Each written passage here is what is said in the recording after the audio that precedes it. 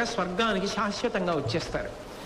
తక్కువ పుణ్యం చేసి ఎక్కువ పాపం చేసిన వాళ్ళని ముందు స్వర్గానికి తీసుకెళ్తారు.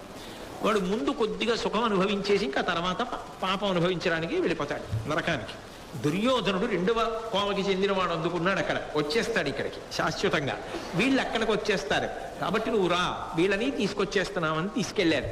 ఆ దర్శనం కూడా ఎందుకు? కాబట్టి ఒక్కసారి అదంతా అంతర్ధానం అయిపోయింది. స్వర్గలోకంలోకి ప్రవేశించారు.